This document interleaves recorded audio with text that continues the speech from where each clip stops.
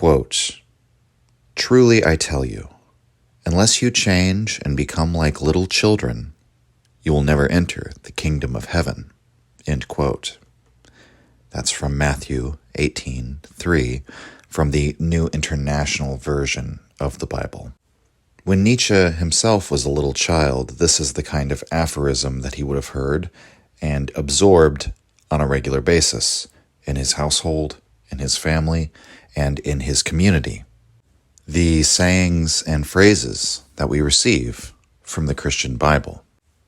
Nietzsche was assuredly influenced by the French aphorists and the style of moral maxims that dates back to antiquity, but the Bible is also aphoristic, and its sayings were learned by heart by all the Germans of the 19th century, raised as Nietzsche was in the omnipresence of Lutheran Christianity.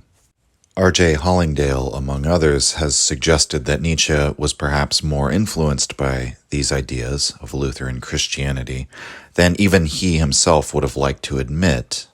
For example, the idea within Lutheran pietism that because the events in one's life are divinely willed, therefore one ought to love their life as something created for them by a loving God, and that to hate life is a sin. This is not too dissimilar from Nietzsche's amor fati, the love of one's fate.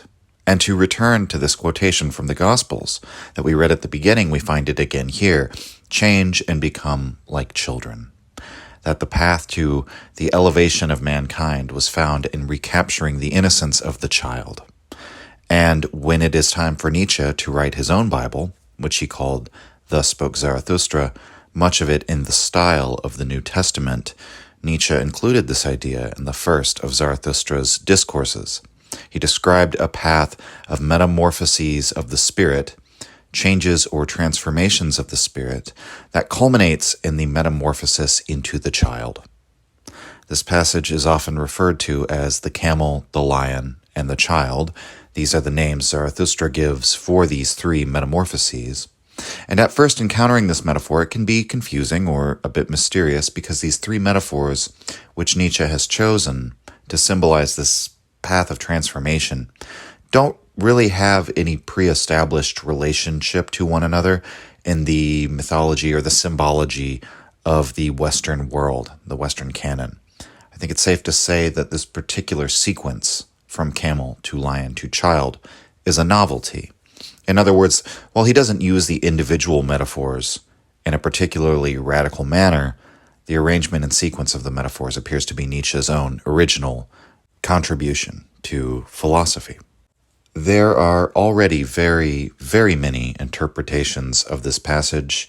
Quite a few people have done an excellent job of explaining or exegesizing what Nietzsche is saying here. And so I wanted to do something slightly different from the normal type of approach to this passage. As we go through the passage and analyze its meaning, we'll also consider the ways in which these metamorphoses played out in Nietzsche's own life. And so this episode is entitled The Three Metamorphoses of the Spirit as Seen in the Life of Nietzsche. So we'll go back to the beginning. Friedrich Nietzsche was born in 1844 in Rücken, a small town in Germany, and what is today a short drive from Leipzig. His father, Karl Ludwig, was a Lutheran pastor and known to the people of Rücken as a man of great compassion and virtue. He came from a whole family of pastors. Both of Nietzsche's grandfathers were pastors, and as a boy, Nietzsche has been described as intensely devoted to the Lutheran Church and would have likely been expected to carry on the role of the country parson when he reached adulthood and take on the job of his father. The young Nietzsche was known to his congregation as a role model with a knack for memorizing verses and hymns. He also inherited the musicality of his father, who was a piano player. Nietzsche enjoyed improvising at the piano and composing pieces on the piano for his entire life. But of course, something traumatic happened very early on in Nietzsche's life. His father collapsed one day, suffering from an unknown illness that manifested itself rather quickly and mercilessly. His condition rapidly deteriorated, and he died after a prolonged agony due to what the doctors called liquefaction of the brain. A year later, Nietzsche's little brother, Carl Ludwig, named for his late father, also died at only 2 years old. As was the case with his father, no one knew why the infant Nietzsche died. Nietzsche later wrote of a dream that he had shortly after his little brother's death, in which his father climbed out of his own grave and took little Carl Ludwig with him back down into the earth. One of the theories about Nietzsche's family history is that there may have been a congenital condition in Nietzsche's family, perhaps CADASIL, a heritable stroke disorder. It causes increasingly severe clotting in the brain until the victim is effectively lobotomized or even killed. If this is the case, it might make Nietzsche's dream a somewhat poignant one. The younger Nietzsche was likely claimed by the same disease that took his father. After the passing of his father and little brother, Friedrich Nietzsche still had family. He was raised by his mother, Francesca, and reportedly he was idolized by his little sister, Elizabeth. His 2 unmarried aunts also moved in with the family, an arrangement that was not particularly unusual in Wilhelmine Germany. Thus, Nietzsche spent the majority of his childhood in Naumburg in a household in which he was the only male. He would go on to attend the Academy of Forta, which would have been a fitting credential as a future theologian. But we know that Nietzsche quickly began to lose his faith, and by his teenage years grew disillusioned with theology. Perhaps some insight into his thinking around this time can be found in the preface to the Genealogy of Morals, in which Nietzsche writes, quote, "The problem of the origin of evil pursued me even as a boy of 13. At an age in which you have, quote, half childish trifles, half God in your heart, end quote, I devoted it to my first childish trifle, my first philosophical effort. And as for the, quote, solution of the problem I posed at that time, well, I gave honor to God, as was only fair, and made him the father of evil. Was that what my a priori demanded of me? That new immoral or at least unmoralistic a priori, and the alas so anti-Kantian enigmatic categorical imperative which spoke through it and to which I have listened more and more closely, and not merely listened. Fortunately, I learned early to separate theological prejudice from moral prejudice, and ceased to look for the origin of evil behind the world." End quote. Now, the quotation he gives there, half childish trifles, half God in your heart, is a quote from Goethe. And, you know, it's not unheard of these days for a 13-year-old to begin wrestling with the problem of evil, one of the oldest problems in theology, and it might even be expected in Nietzsche's case, given his background and the course of his life at the time. But while Nietzsche seems to attribute his inner curiosity here to his own a priori, his own categorical imperative, a type of inner conscience that speaks to him, like perhaps the daemon of Socrates, we might also wonder whether the young Nietzsche had more cause than most 13-year-olds to take the problem of evil seriously. For here was a young man whose father had died after a period of great suffering, seemingly for no reason, seemingly as an act of God, some might say. This man who was beloved and known to be kind, and yet crucified, so to speak, by this illness. This kind of perplexity at the meaningless suffering visited against a good or righteous man is not a new sentiment. It is also a problem addressed in one of the oldest books of the Bible, the book of Job. But in Job's case, the conclusion of the tale is an affirmation of the power of God and a divine reward for Job for remaining devoted to God throughout the ordeal which God allows to happen to him. Nietzsche's exploration of the problem of evil ends in quite a different place than that of the Bible, obviously, and he eventually comes to the conclusion that good and evil are categories invented by human consciousness. Nature itself appears to be rather indifferent. Wherever we look in the natural world, there is no divine order or justice in it, and the more Nietzsche studies the sciences, philosophy, and history, the more this becomes clear to him. The world is something amoral without an inner goal or quote-unquote reason for being. And by the way, we should say that this is even the position of most religions. It's simply that they superimpose a divine world which somehow justifies or redeems this one.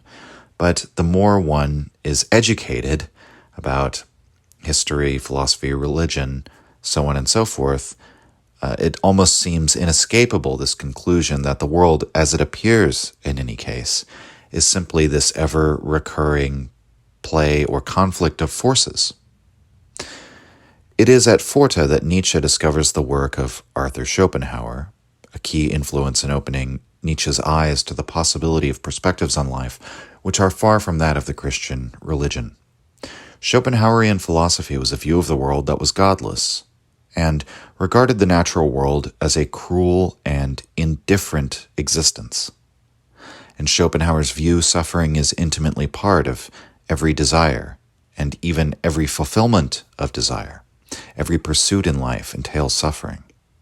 Schopenhauer argues that the world of phenomena is nothing more than an illusion, and that the world in itself was nothing more than willing, the will to live. He sees the rapture from this world of desire, and the, therefore, negation of the will to live as the only meaningful spiritual or philosophical pursuit. Nietzsche, in addition to studying Schopenhauer, he says it was sort of an accident where he picked up the book off of the shelf and, at the library, and then cracked open the pages and became enamored with it. Nietzsche also begins this lifelong love affair with the classics, the dramas, the myths, the languages, and the figures of the ancient Greek and Roman worlds. This represents yet another conflicting perspective to clash with Christian theologians. The Greeks do not seem to yearn for the afterlife as the Christians do. The hero Achilles, when encountered in the afterworld, says that he would even accept a life as a humble farmer to return to the world of the living. Even the gods of the Greeks seem more human than the inconceivable and unchanging God of the Bible. Furthermore, the Greeks celebrate human beauty, strength, and ambition, even when that ambition entails apparently immoral actions. After he graduates from Forte, Nietzsche got into the University of Bonn, and inevitably the young Nietzsche abandoned the pursuit of theology and became a classicist. He joins the Department of Philology, at that time a discipline concerned with the languages, literature, and history of ancient Greece and ancient Rome. Nietzsche is a model student, though he was put off from his fraternity brothers when he attempted to join one, finding their patriotism and beer drinking to be too obnoxious to bear. Nevertheless, the young Nietzsche impressed all of his teachers. He learned Greek and Latin and French, and became quite the polyglot.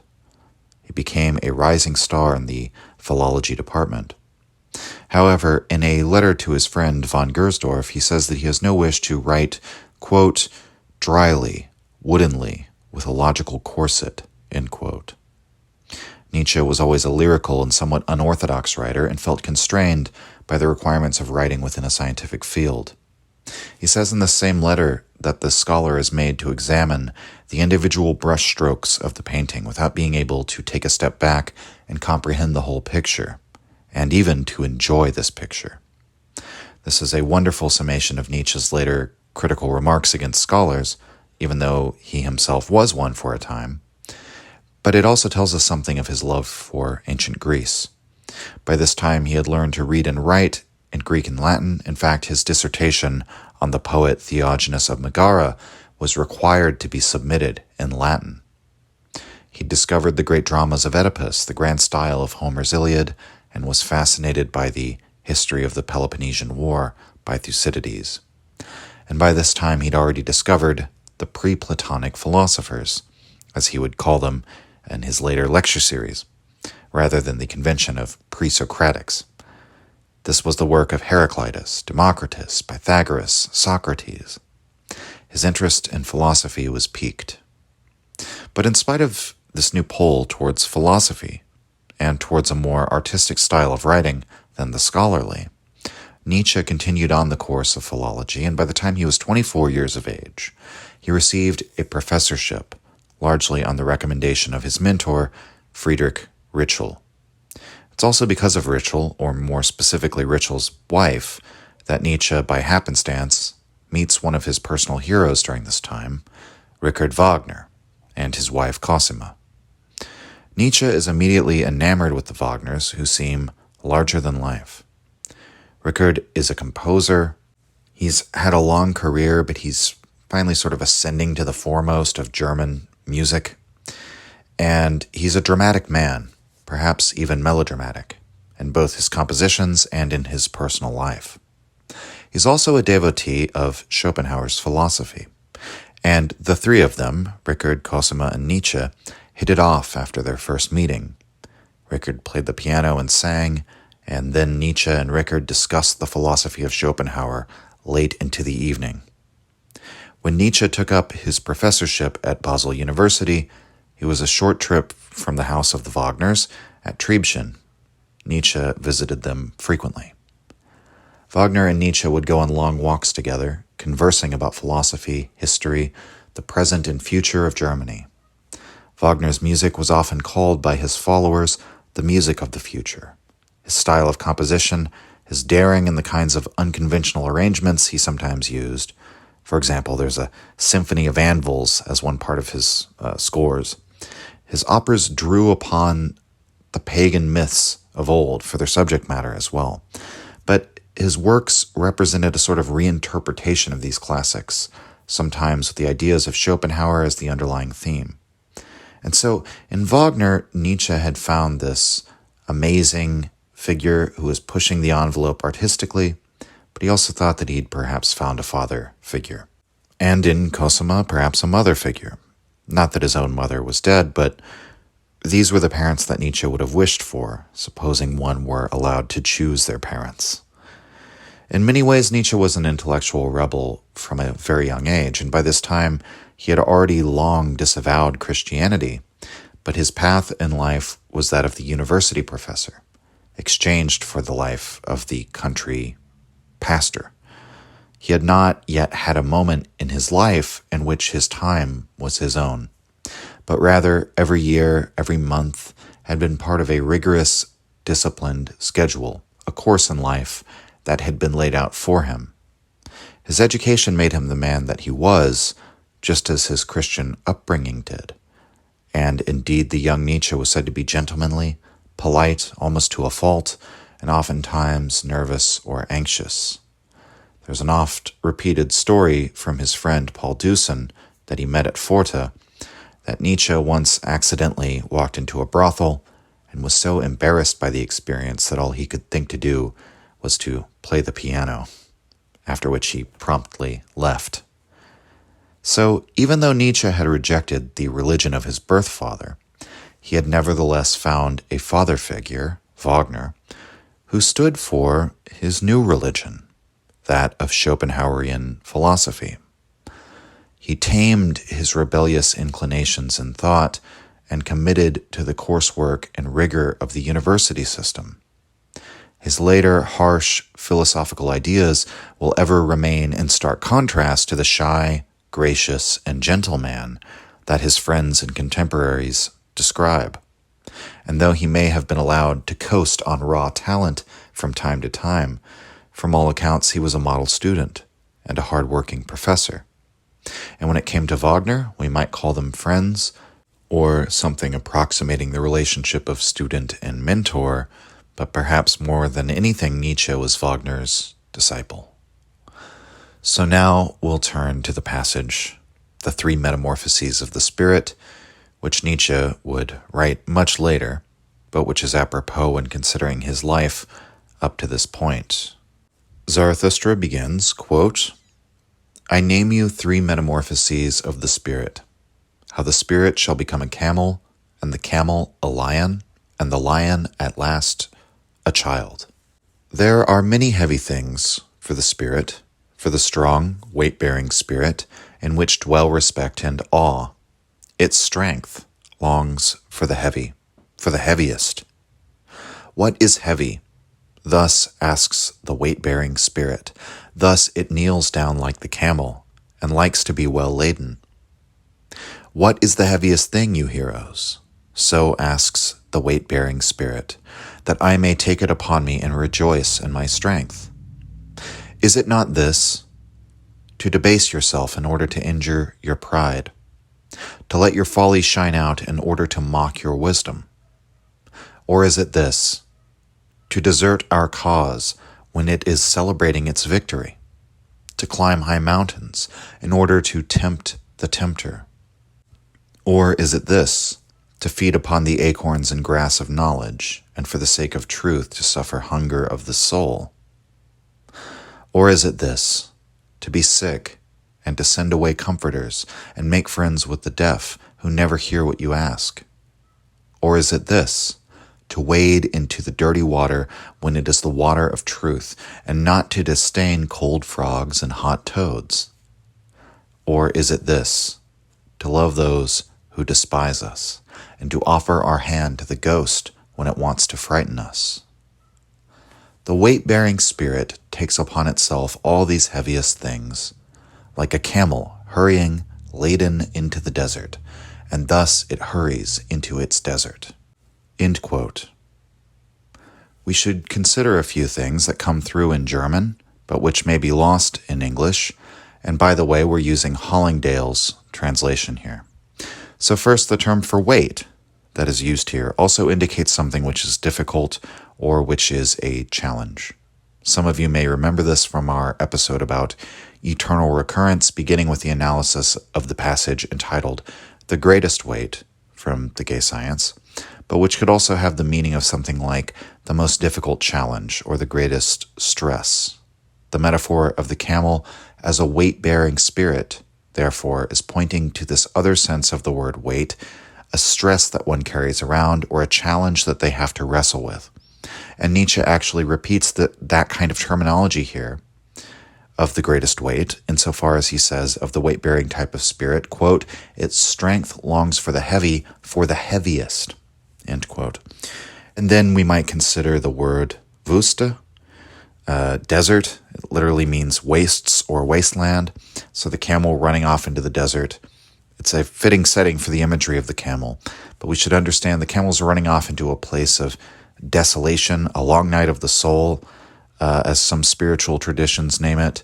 And the camel actively seeks this out for the same reason that the real camel is biologically adapted to the desert that exists in nature.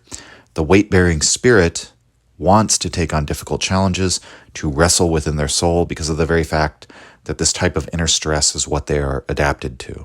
The camel hurries off into the wasteland, into its long night of the soul, out of, as Nietzsche says, its strength. In other places in Nietzsche's work, he makes it quite clear that he thinks this kind of willingness to confront brutal truth or take on the hardest tasks demanded by one's morality or one's spirituality, to wrestle with the angel, is actually an indication of health to some extent, that all living things have this drive to experience and manifest their power in the world, and because the world is something multiple and something full of opposing perspectives, this will inevitably lead to a kind of struggle.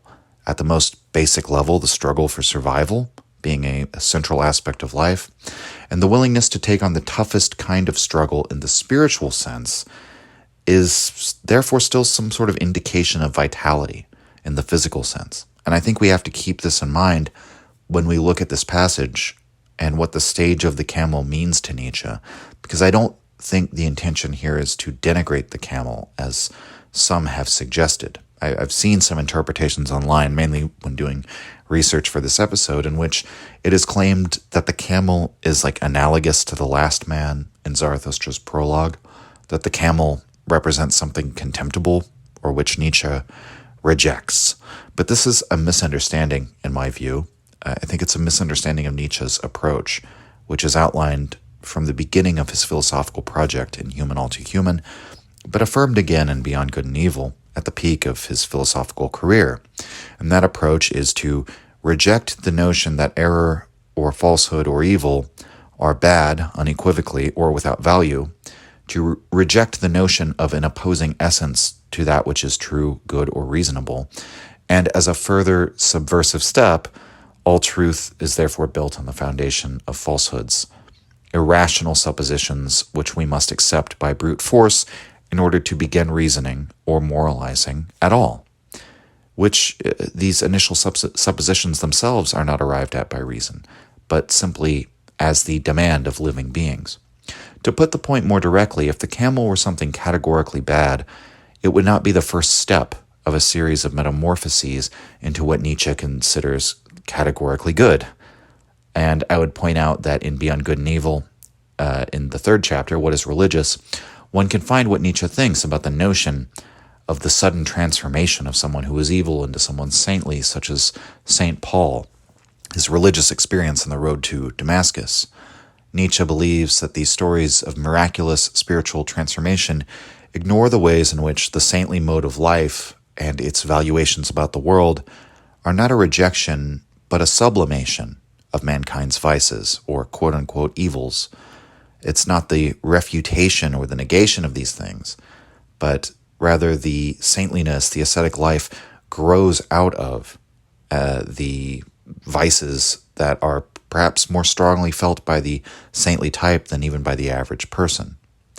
The spontaneous transformation of one's character into something entirely different from what it was is actually an illusion in Nietzsche's view, because the gradual changes that have occurred in the background of our character are not visible to us. And again, just like a seed planted underground that takes root and grows beneath the surface, while the shoot bursting up from the earth might seem like a spontaneous event, it's not. We might think of the bamboo plant, which grows for years and years underground, and then when it finally breaks through the surface, it sprouts up and grows incredibly fast, so that overnight it seems fully grown. But this isn't actually a miraculous or spontaneous event.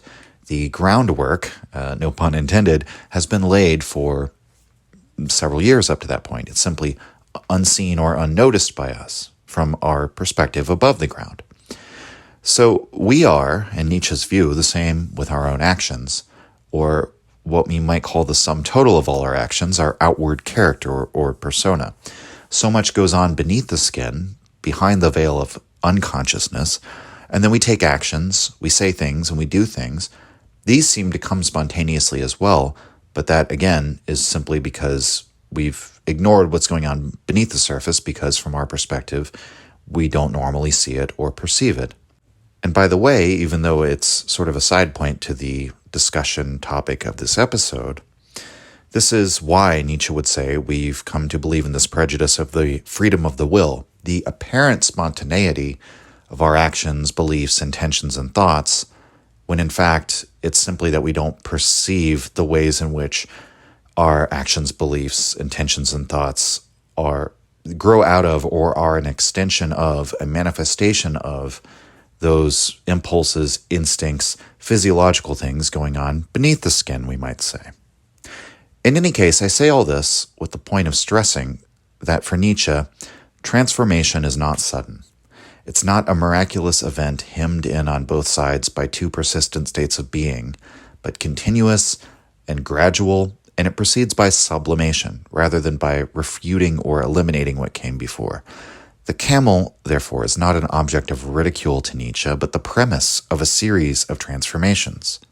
And if we are to most seriously consider the camel in reference to Nietzsche's attitudes more broadly, we might consider the camel the weight-bearing spirit in light of what he does say about those saintly types. The saints are not divinely ordained figures set apart from the sin of humanity, but living beings. They are human just like the rest of us. And Nietzsche points out in Beyond Good and Evil how the saint inspired fear, even in figures who themselves were apparently more powerful than the saint was in the physical sense or in the political sense. The holy man gains an aura around him, and that he lives in abstinence. He forbids himself the desires which other men seek, money, ambition, sex, and seemingly can do without the pleasures of good food or even comfortable sleeping arrangements. Some holy men even starve themselves, whip themselves, sit in prayer or meditation for days, or are martyred for their beliefs. And this willingness to reject the goods of the world in favor of the goods of the spirit made even the types like Alexander the Great or Empress Wu stand in awe of them. By taking on this great discipline, taking on this great challenge of the spirit, and bearing the heavy burden of their vows, the class of priests attained power in the minds of the men around them. And so this is one possible analogy we might draw to elsewhere in Nietzsche's work. Quote, "What is the heaviest thing, you heroes? So asks the weight-bearing spirit, that I might take it upon me and rejoice in my strength." End quote. And there's a sense in which one gains a feeling of power when one gains a sense of self-mastery.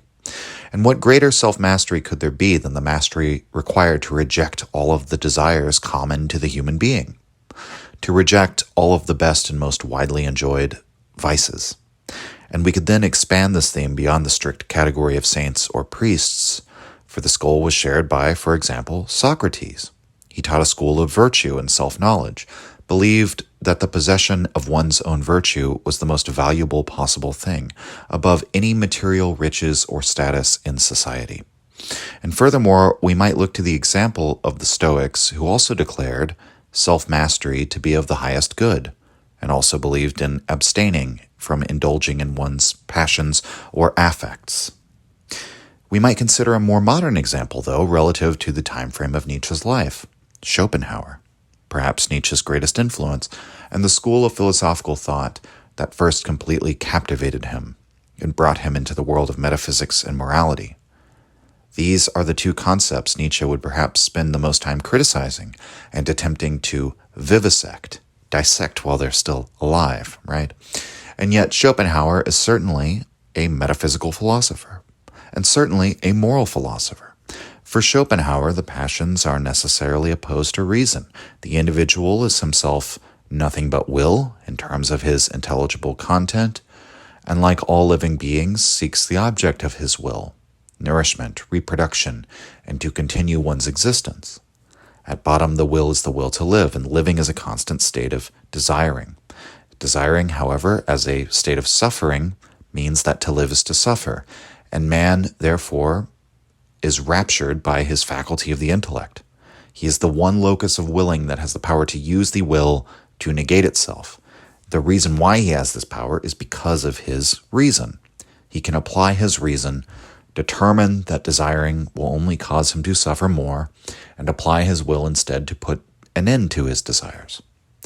Perhaps we might say then that Schopenhauerian philosophy is another path to the metamorphosis of the spirit into the camel, because Nietzsche would argue that, at bottom, the entire exercise of turning the will against itself is another outlet for glorying in one's own power through self-mastery. That is the good feeling that Schopenhauer's approach to living gives us, even if this philosophy ultimately leads to the rejection of life, the rejection of the entire phenomenal world, and everything it means to be alive and to be human.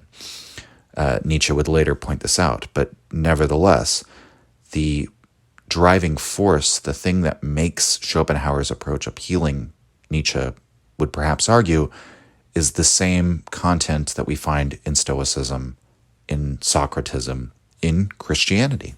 That to reject this world and to wage war on life is one of the ways of experiencing will to power. But at the time, before he had this idea, when he was still a Schopenhauerian, we can perhaps understand what Nietzsche found compelling about it. Schopenhauer raises a difficult challenge to life as we conventionally live it, just as every great philosopher has done. Like Socrates or the Stoics or Christianity, Schopenhauer suggests it's unwise to follow the ways of the world. And Nietzsche would write in his essay, Schopenhauer as Educator, that Schopenhauer was a heroic type of philosopher. He dared to make an enemy of his own happiness.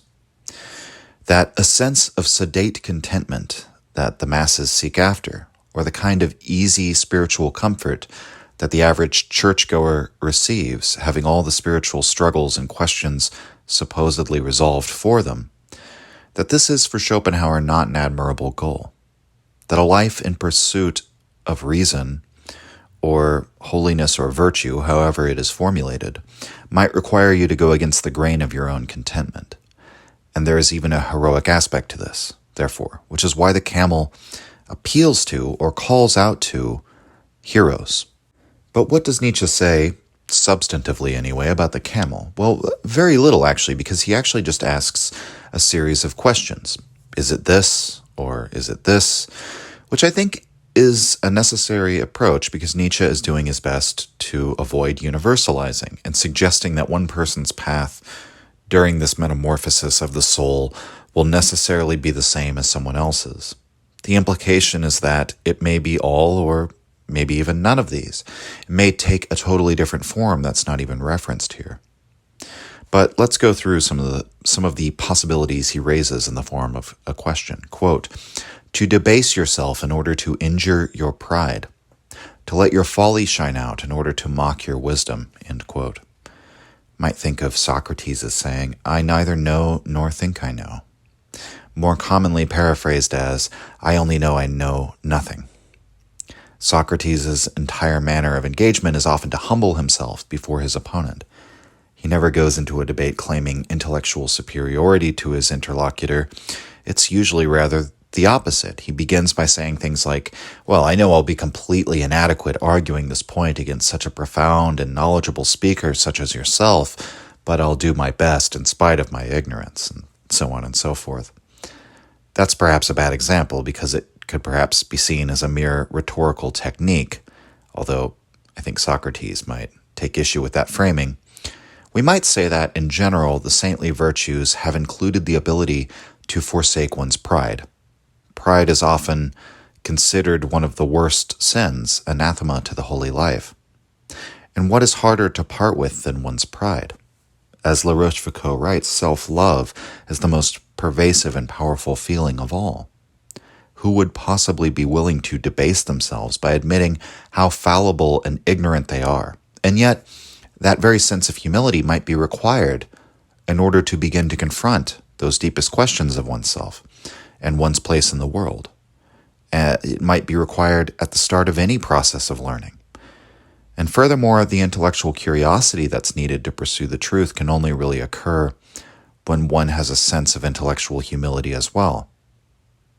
What are some other possibilities that Nietzsche considers? Well, let's look at them. Quote, to desert our cause when it is celebrating its victory, end quote. This is fascinating given Nietzsche's writing on convictions, particularly in Human All Too Human, that convictions are more dangerous enemies of truth than lies. We might think of someone who fights for their truth or their beliefs to be instantiated in law, but immediately turns and becomes critical and hostile to their own political party as soon as they win a victory. There's something that has that heroic attraction about being on the losing side. We'll say on the side of the underdog. I remember a New Orleans jazz musician I heard an interview with on the radio. Can't remember his name, which is a shame, but he was playing very experimental jazz in a city that seems to be perpetually obsessed with old school jazz. We'll say, I know a lot's going on musically in New Orleans, but there is sort of a perennial return to that early form of jazz that comes out of like swing and blues and so on and so forth. But he was playing very experimental avant-garde jazz. And I'll always remember his remark. He said, if the majority likes it, I'm going the other way. And I've always felt an affinity to that as well. So I think Nietzsche is suggesting here this is another way in which the desire to take on something heavy, something challenging, is actually at play here. It's another sublimation of the will to power. By fighting for the losing side, you have to be tough. I could also use a chess analogy here. Daniel Naroditsky has talked about a phrase called the goalkeeper's glory, if I'm remembering it right.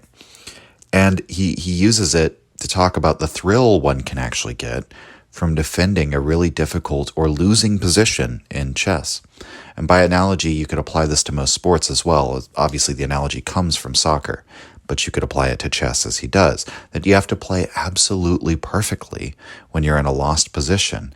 And if you do, you could end up stealing the game from the opponent who thinks they're totally winning and starts playing carelessly. It's actually very common. I think it's Emanuel Lasker, who was like a famous grandmaster, who said the hardest position to win is a one position. So there is something about putting yourself at a disadvantage in order to feel your strength. And there is paradoxically something about being in the advantageous position, which can lead to what we call in chess a blunder, because out of overconfidence. Let's continue with the passage quote. Or is it this? To feed upon the acorns and grass of knowledge, and for the sake of truth to suffer hunger of the soul. End quote. So we have the imagery of grazing like a herd animal, or like a pig digging for acorns. Perhaps as something like the metaphor. That's the pursuit of knowledge. And knowledge does feel like something one could graze up, especially in the information age. But again, this is part of what it means to be a camel, to accrue, to stack up knowledge and experience. And Nietzsche might be indicating here that to consume enough knowledge and satisfy the intellect, one could experience a lack or wanting when it comes to their soul, that too much truth could be painful. And Nietzsche writes elsewhere in Beyond Good and Evil that perhaps the strength of the soul could be measured by how much truth it could tolerate without having to have it muffled, sweetened, or falsified. That to pursue the will to truth, as Nietzsche has called it, or, quote, swim into the dirty water of truth, as he later puts it here, will inevitably lead one to that wasteland he references at the end of the passage, finding everything uncertain, only a certain nothing. And therefore is the will to truth itself a form of asceticism. When we doubt everything, even doubt the immediate certainties that Descartes wrote of, is this not another outing in that daring, heroic spirit? To take on something supremely challenging, to live in that doubt, is that what is driving the will to truth? Finally, one of the last suggestions here, Nietzsche says, quote, to love those who despise us, and to learn to love one's enemies. And while that's a Christian virtue, it's worth pointing out that his picture of the ancient Greeks and their understanding of friendship and warfare may approximate something like love one's enemy. As for why, Nietzsche writes in Beyond Good and Evil about how wonderful it is to have one's antipodes, that setting your perspective against an opposing one is a very valuable thing. The more perfectly someone opposes you, the better. And we might once again see the ways in which one could see the will to power as Nietzsche's suppositions about what motivates this positive valuation of one's enemy, that they make you stronger, right? They're another weight or a challenge for you to take on. And so the metaphor of the camel in light of Nietzsche's life could mean many things, but we could broadly say that this metamorphosis is the taking on of many challenges, to bear up under the immense weight of past ideas and traditions, to graze up all available knowledge, to discipline one's mind, to commit to an ideal. We see this play out in Nietzsche's life. In his childhood, he's raised with a fixed set of spiritual traditions, but eventually came to regard his father's religion as herdish and naive. Following his father's untimely and painful death, this seems obvious. But this doesn't end his spirituality because Nietzsche found a new outlet for it. And while we could say that proximally it was Schopenhauer, ultimately it was all of philosophy and the challenge to follow the will to truth wherever it leads. This pursuit of truth was part of the inner desire to conquer oneself. In this pursuit, Nietzsche became a follower of Schopenhauer, so too was he a follower of Wagner. But Nietzsche's philosophical journey would not stop there. Nietzsche applied many times to transfer from the philology department to philosophy, but he was denied. Meanwhile, his first and only book had been lambasted by the philological community for containing no citations, among other things. It was also accused of being Wagner worship, which in some ways it was. Practically speaking, his career was not in jeopardy, but he was no longer the superstar he'd once been. Increasingly, his study of the Greeks had begun to turn him away from even Schopenhauer's ideas. The Hellenic Greek culture before Plato and Socrates seemed to love life and to affirm life in spite of its tragedy. The pre-Platonic philosophers, as Nietzsche called them, had suggested to him an inexorable course within the pursuit of knowledge, to the conclusion of materialism and the questioning of all previously unchallenged doctrines or dogmas. Nietzsche began to see the ways in which the project of Schopenhauer was what he called nihilistic, aimed at nothing. This was true also with the doctrine of Platonism, which Schopenhauer drew upon And it was certainly true of Christianity, which Nietzsche came to see as a great accusation against life itself. After Wagner's Bayreuth Festival of 1876, in which Nietzsche began to feel alienated from Wagner's fanatics, he penned the first third of Human All Too Human. The book drew influence from the French aphorists, and Nietzsche made his first salvos in his criticisms of metaphysics and morality. He attacked German nationalism and the state. The book was originally christened with a quote from Voltaire, "Believe me, friend, error has its merits too." When this volume arrived at the house of the Wagners, Richard told his wife Cosima that he was doing Nietzsche a favor by not reading it. By this time, Nietzsche had become both personally and philosophically estranged from the couple.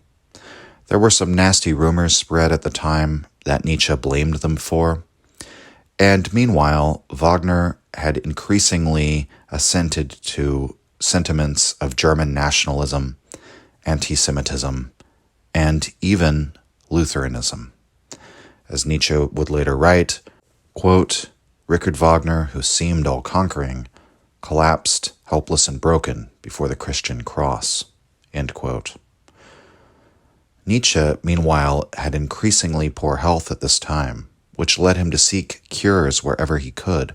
Eventually, his headaches and poor eyesight forced him to retire from teaching, and he was allowed a somewhat generous pension relative to what perhaps he was owed, but nevertheless, very little to get by on year by year.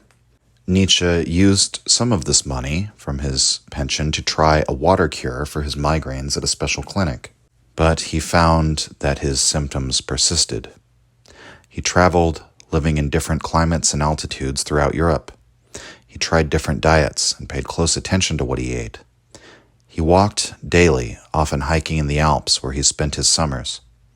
This began the most productive period of his career.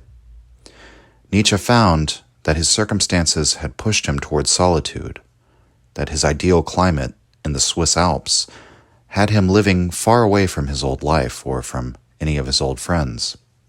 He still wrote to them frequently, but he relished the chance to get away from the hustle and bustle of city life and away from his overbearing mother and sister. He lived for a short time in the house of Malvida Meisenboeg with a group of other philosophers and writers, including Paul Rée. In the wintertime, he would stay in northern Italy, walking on the crowded streets of Genoa or in Piedmont. But always Nietzsche returned to his single room in Sils Maria, Switzerland, where he could be alone with his own thoughts, to pursue the very heavy ideas and struggles of the spirit that he had saddled himself with. Schopenhauer hadn't provided the answer, for he had concluded essentially that life was a mistake. Nietzsche found also that he could not simply accept his spiritual emancipation as an inheritance from a father figure, whether that figure was his biological father or Wagner. He cared not for the metaphysical comforts of others, whether they were his fellow academics, the churchgoers, or the Wagnerians. And as he perceived this tendency towards idealism and moralism in all those around him, he shied away increasingly from any sense of community with others. It was only in solitude, he wrote, often in the thrall of a sickness which caused him great suffering, migraines, nausea, and vomiting, that Nietzsche nevertheless felt he could think thoughts authentic to himself, unpoisoned by the pathologies of the many, and he wrote that he endeavored to turn his pain into a higher health, to regard the suffering caused by his illness not as a curse upon his life, but something which would make him stronger. And yet there remained one final seduction, to break with his solitude, his asceticism of being abstinent from other human beings and their beliefs and desires and guilts and so on and so forth. That possibility seemed to exist in Paul Rée and Lou Salome. The story of Nietzsche and Lou Salome has been widely shared and likely exaggerated. What is clear is this: Nietzsche became friends with Paul Rée and Lou Salome, who were both intellectuals. Nietzsche had done them the pleasure of considering them as free spirits, the type of person who can manage to unbound their thinking from traditions, dogmas, collective agreements. The three even entertained notions of starting their own commune of sorts, for free spirits, an Epicurean garden where the three could live and philosophize. There have been suggestions that there was a love triangle between the three, or that all three were part of a triple relationship. There's also the familiar story that Nietzsche proposed to Lou twice through Paul Rée, who asked her on Nietzsche's behalf. In truth, there is little evidence for the narrative that Nietzsche proposed to Lou Salome, and while it may seem likely that there was some attraction between them, or at least that Nietzsche was attracted to her, and that there was perhaps a broken heart somewhere in the mix, given how the friendship between the three ended, the truth is that we simply do not know. What we do know is that Rée and Salome ran off together, leaving Nietzsche behind, answering rude and prying letters from his mother and sister. Whatever their personal relationship, the dream of their philosophical community was dead, and Nietzsche thereby severed ties with these two of his closest friends, and threw himself entirely into solitude. In his letters to Lou Salome after this, Nietzsche writes, quote, "I feel every impulse of the higher soul in you. I love nothing in you except these impulses. I gladly renounce all familiarity and proximity, if only I may be sure of this, that we feel at one where common souls don't reach. Forgive me, dearest Lou, be what you must be." End quote. That was written in 1882. And Nietzsche notes in the letter that if Salome would like to show the letter to Rée, it is up to her whether she does so. But it seems to be a letter of forgiveness over whatever drama there might have been, romantic or otherwise. As with his illness, rather than laying a curse upon his solitude, Nietzsche embraces it. And what would follow shortly thereafter were Nietzsche's greatest works. So what happened? Nietzsche had abandoned Christianity and he'd become critical of Schopenhauer. He'd abandoned the cultural project of Wagner, and finally, he'd left academia. He parted ways with anything resembling a social life. His close friendships ended in tragedy, and all of the young women that we do have documentation of Nietzsche proposing to, whether we want to include Lou Salome in that list or not, rejected him. And given the fate of his father and little brother, and his increasingly worrisome symptoms, Nietzsche's future begins to look somewhat bleak. Nietzsche might be the exact type of person one would expect at this point to flee back into the comfortable belief systems of the church. And we know from his letters that he suspected he was dying or ailing of a condition that would either claim his life or render him mad. There are many people who might take this as an opportunity to simply be cared and provided for. But instead of this, Nietzsche continued making an enemy of his own happiness, and took this task through to its ultimate conclusions in the philosophical sense. He journeyed into the wasteland of nihilism by rejecting everything human as merely provisional, contingent, or even fictitious creations. In the void created by this attack on all metaphysical and moral comforts, Nietzsche had no means of affirming his suffering as meaningful, as part of a divine story, and he had no reason to affirm life as valuable or worth living. And yet, as we all know, he does. Nietzsche is known as a life-affirming philosopher. What Nietzsche would later describe in his notes is how the meaninglessness one finds when all previous dogmas have been questioned to death can thrust one into nihilism.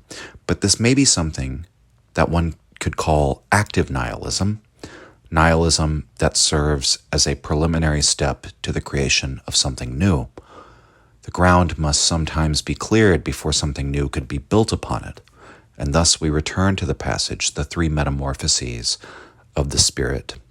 Quote, "But in the loneliest desert, a second metamorphosis occurs. The spirit here becomes a lion. It wants to capture freedom and be lord in its own desert. It seeks here its ultimate lord. It will be an enemy to him and to its ultimate God. It will struggle for victory with the great dragon. What is called the great dragon, which the spirit no longer wants to call Lord and God? The great dragon is called Thou shalt. But the spirit of the lion says, I will. Thou shalt lies in its path, sparkling with gold. a scale-covered beast, and on every scale glitters golden, thou shalt. Values of 1,000 years glitter on the scales, and thus speaks the mightiest of all dragons. All the values of things glitter on me.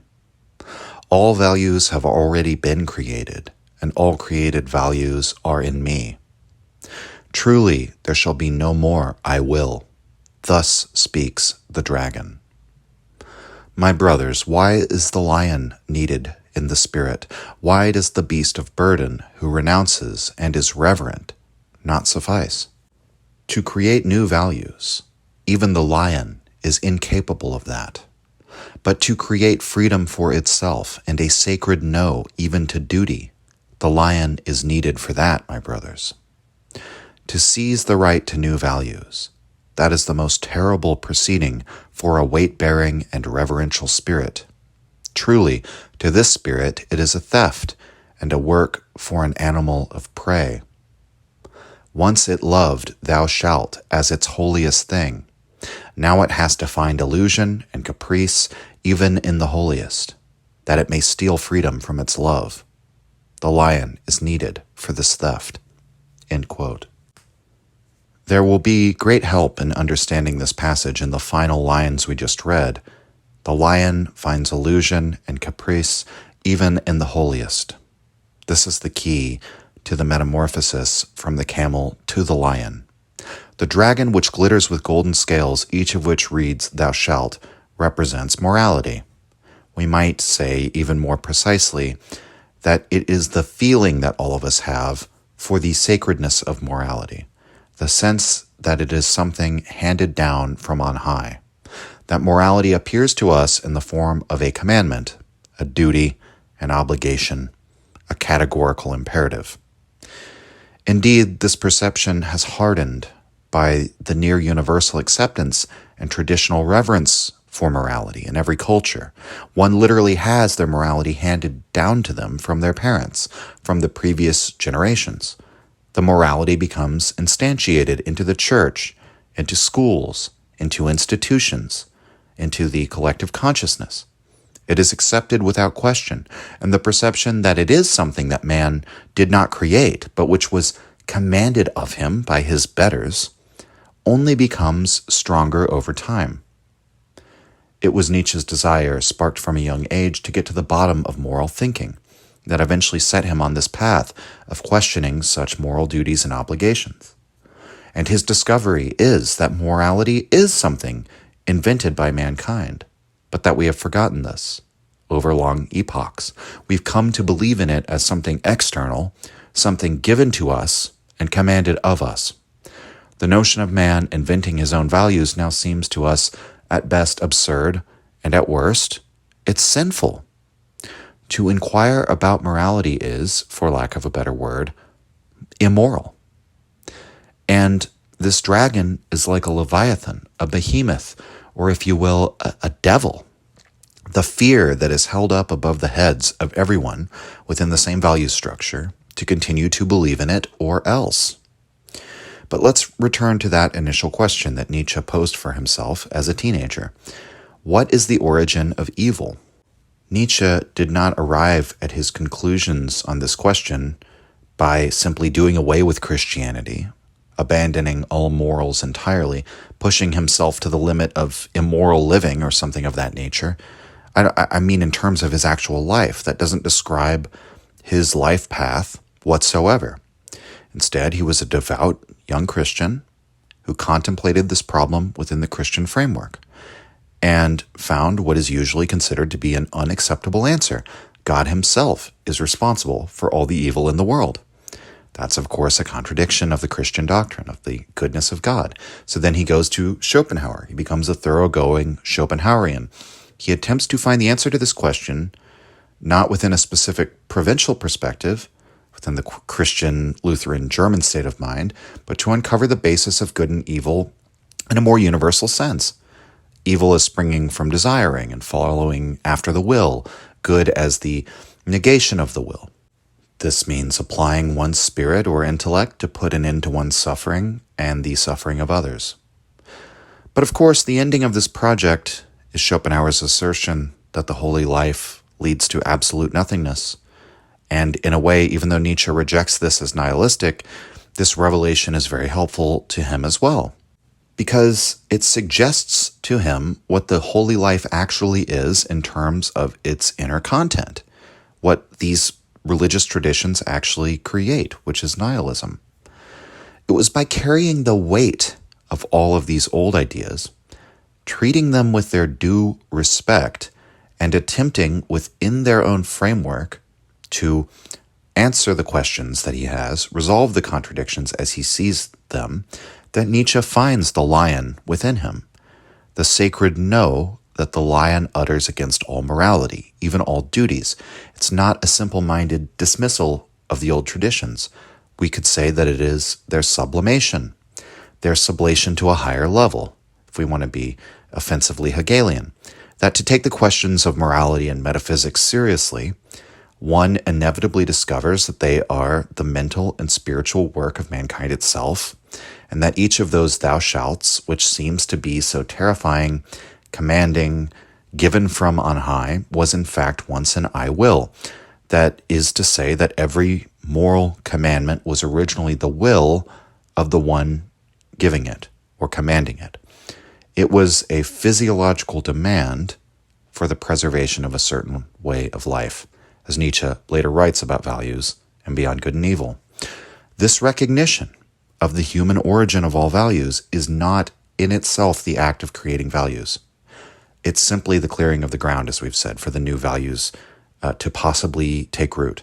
And so to summarize the transition from the camel to the lion, it's the discovery at the end of one's absolute commitment to a series of thou shalts that all of them were simply I will. That even to take on the great weight of the spirit and become reverent and dutiful, or devoted to a cause, or pious and moral, or a rigorous philologist, or a fanatic Schopenhauerian, all of it was simply your will to power. And that, therefore, all of morality is this will to power. And as Nietzsche analyzes the various moral codes later in Thus Spoke Zarathustra, he says, at the bottom of them was all will to power. And if that is the case, then the dragon's golden scales begin to lose their otherworldly luster. It becomes less of a frightful beast. It's more of a fairy tale created to scare you into obedience. And while obedience is valuable for creating yourself, turning yourself into someone who's disciplined, the lion is Nietzsche's daring assertion that the boldest form of disobedience lies at the end of that road. And it's not for nothing that he suggests that it's only within the loneliest desert that the camel becomes like a lion. It was in his own deep loneliness that he found his teeth, so to speak, and began to pen works such as The Gay Science, which begin to raise the terrible possibility of a naturalistic history for morality. That the obedience of the many for the rules and traditions of the collective were something imposed onto the many by fear of punishment. That evil individuals, therefore, have been just as beneficial to humanity as the countless obedient members of the masses who see rule following as the essence of morality, because the evil individuals advance the species. The collective simply maintains it as it is now.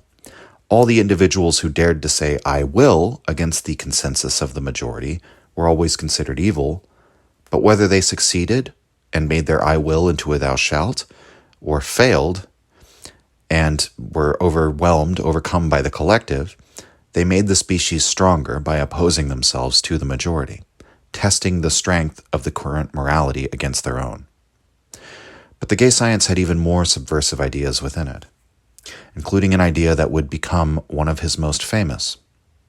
Nietzsche writes in Ecce Homo that while hiking in the Alps, having now moved beyond all of his past moral and metaphysical comforts, that he was struck with this idea 6,000 feet above man and time. The idea was, as we referenced at the beginning of the episode, the greatest possible weight, the hardest possible challenge, the idea of life as eternally recurring, that all of us will live our lives exactly as we have lived them down to the last detail. Each time we have no memory of our past lives and thus cannot change anything upon repeat iterations. That in fact, our lives continually repeat as though stuck on a loop. We did a whole two-parter on this idea because it's one of the strangest ideas of Nietzsche, one of the most difficult to comprehend. And if you want more elaboration on this, you can go back to episodes 25 and 26. But I want to focus now on how this idea was the beginning of the creation of new values for Nietzsche. Because the main problem he kept encountering in all these old systems of belief was that they inevitably concluded that life was only a transitory thing, and therefore one should live one's life in preparation for death. And death is therefore reinterpreted as not the ending of one's existence, but the beginning of an afterlife. That what matters is one's fate after death. Above all the things that occur in this life, death is a sort of return to eternity that redeems the transitory, impermanent, unsatisfactory nature of life as it is. All of the suffering that occurs in this life will be somehow justified by the afterlife. And usually what comes with this is a sort of moral test of who you are.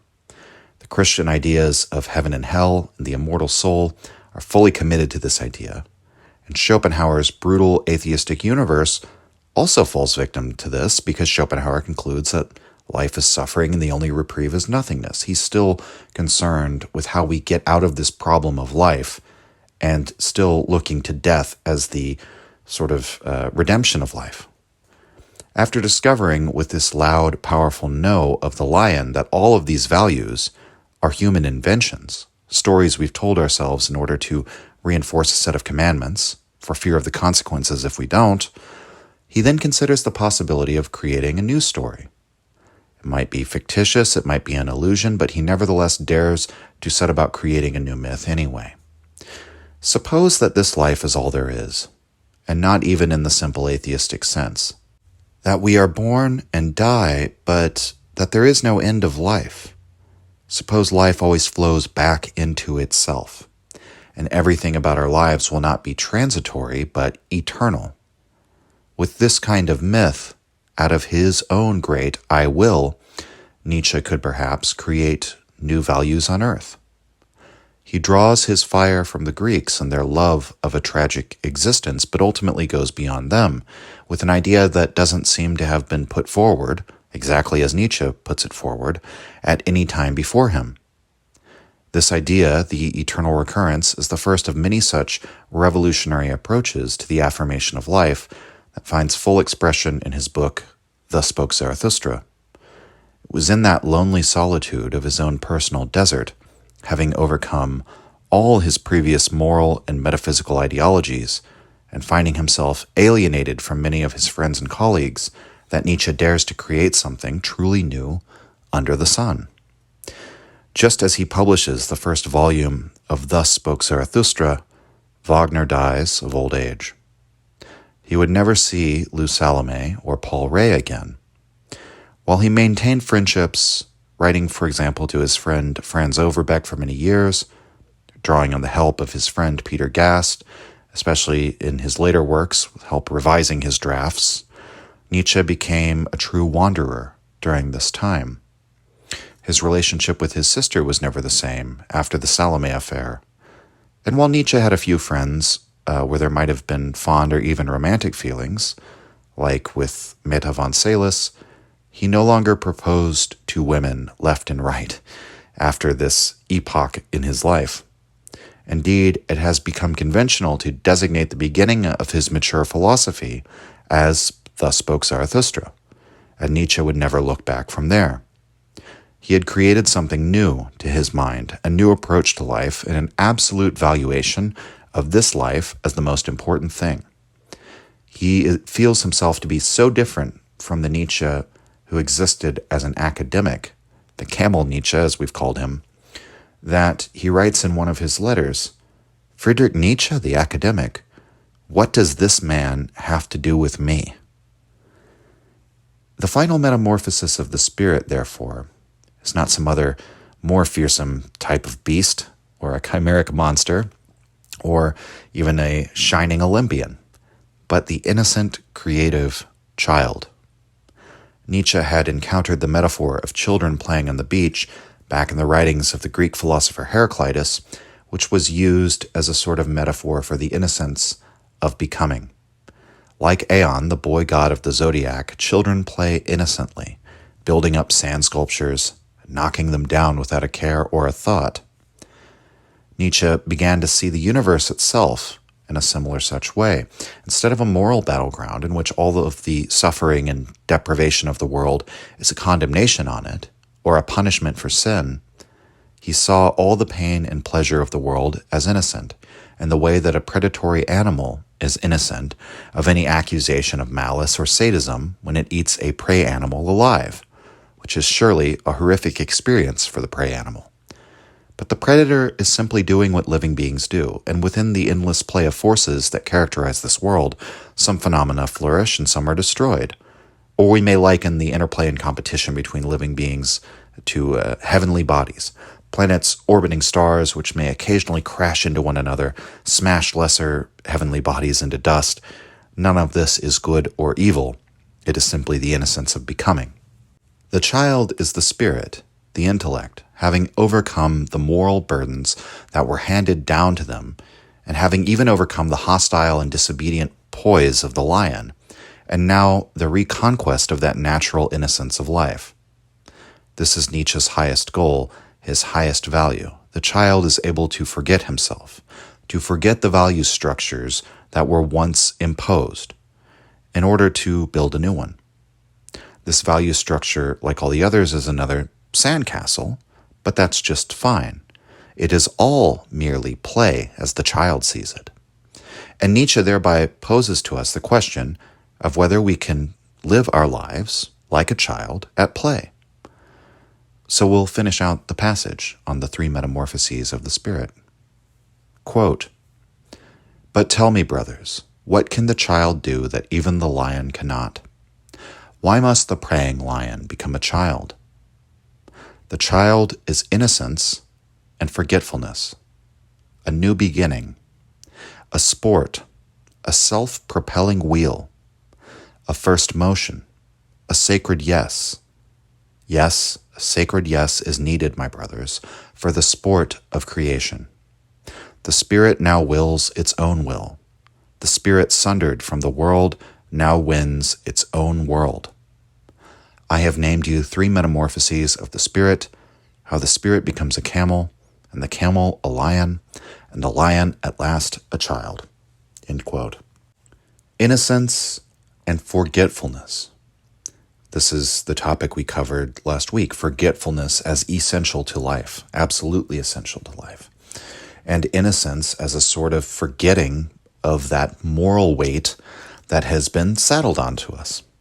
And so therefore a new beginning, a sport, play, right? A self-propelling wheel. We see the image of the eternal recurrence in this metaphor. A first motion, right? The first cause, an uncaused cause. Nietzsche's using the theological language of becoming like a god, at least in terms of being able to create values, which Nietzsche believes man created all of the values, that we always had the fire of the gods stolen for ourselves, and that it's only because of that dragon whispering in our ear that all the values have already been created and that they come from on high, that we're unwilling to see the divine in ourselves that once was confident enough, powerful enough to say yes to the values that they found within themselves. And so, as you can see, the description of the spirit as the child, it's the shortest of all the descriptions, which is fitting because there's the least to say about it. The child is somewhat indeterminate. It's self-propelling, self-creating, self-forgetting. Anything we could say concretely about the child would likely go astray, insofar as the only real traits Nietzsche can ascribe to this new state of the soul are this very innocence and creativity. Perhaps the most poignant among the remarks he makes here is that the sacred yes is needed. The predatory lion says no, but no is not the point. This no is a mere preliminary. It is an active force of nihilism, and so it's a step to something new. I want to turn briefly to Deleuze and Guattari's Anti-Oedipus. And I should say I found this quotation in a blog called Schizoid Visions, which based on the name has to be a Deleuzian blog. So I just wanted to give them credit for I didn't find this quotation on my own. While I don't intend to go into any extended discussion of Deleuze and Guattari's interpretation of Nietzsche, that will come later in the season, I think this particular interpretation of the Three Metamorphoses of the Spirit is quite powerful because they focus on that aspect we mentioned before, desire. Desire as the essence of life, or as Nietzsche might put it, impulse, drive, will to power, as it were. And the affirmation of life as the affirmation of will to power and thus of desire, in contradistinction to the Stoics, Socratics, Schopenhauer, and, of course, Christianity. Furthermore, they include the element of mental health, which is central to Deleuze and Guattari's project, but I'd like to consider that at the end of the episode as regards Nietzsche's life as well, because that is also very relevant here. And so here is this quote from Anti-Oedipus. Quote, "These men of desire, or do they not yet exist, are like Zarathustra. They know incredible sufferings, vertigos, and sicknesses. They have their specters. They must reinvent each gesture. But such a man produces himself as a free man, irresponsible, solitary, and joyous, finally able to say and do something simple in his own name without asking permission, a desire lacking nothing, a flux that overcomes barriers and codes, a name that no longer designates any ego whatever. He has simply ceased being afraid of becoming mad. He experiences and lives himself as the sublime sickness that will no longer affect him." End quote. Nietzsche's own sickness was his great suffering in life. That was the basis of the terrible challenge that he posed to himself, and indeed, by extension, to all of us, with his idea of the eternal recurrence.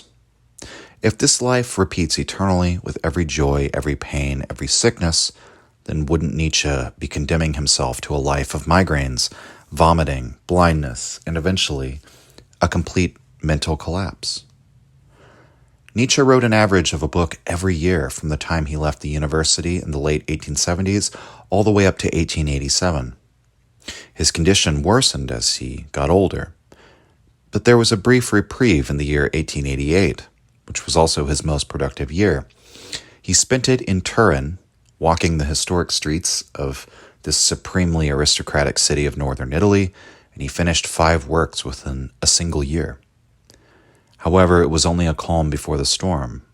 His condition would violently reassert itself in 1889.